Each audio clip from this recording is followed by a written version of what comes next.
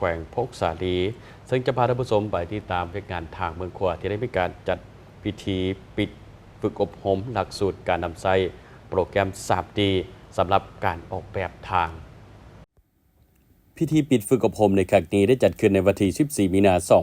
2025อยู่ที่ห้องประชุมห้องการเงินเมืองขวาแขวงพกสาลีโดยการเข้าร่วมเป็นประธานของทานวงเดือนภูมิธรรมห้องเจ้าเมืองขวาปริญญาเอกบุญทิพย์ประเสริฐสุมพลภักดีหัวหน้าโครงการพัฒนาชนบทระยะ 4 แขวงพกสาลีมีบรรดาทานครูฝึกจากกรมขวดทางสถาบันโยธาธิการและขนส่งเสี่ยวสารที่ปรึกษาด้านการฝึกอบรมและนักสัมมนากรจากแผนกโยธาธิการและขนส่งแขวงห้องการโยธาธิการและขนส่งเมืองขวาและเมืองใหม่เข้าร่วมท่านกิตติศักดิ์พรหมวงศ์ศรีหัวหน้าแผนกฝึกอบรมการคุ้มครองเทคนิควิชาการและวิจัยวัสดุในนามผู้บริหารหลักสูตรได้รายงานสั่งรวมสภาพการจัดตั้งปฏิบัติการฝึกอบรมหลักสูตรการนำใช้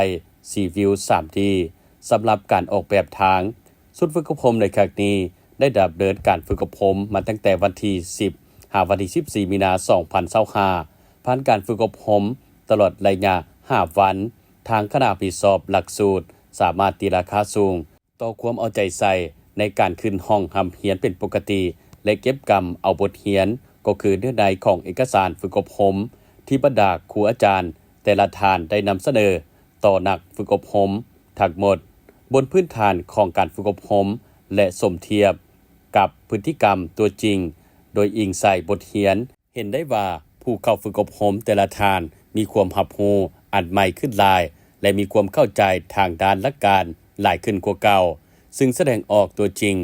ในแต่ละท่านแม้มีความตั้งใจถามตอบข้อเสนอความคิดเห็นเพื่อแลกเปลี่ยนบทเรียนในแต่ละหัวข้อ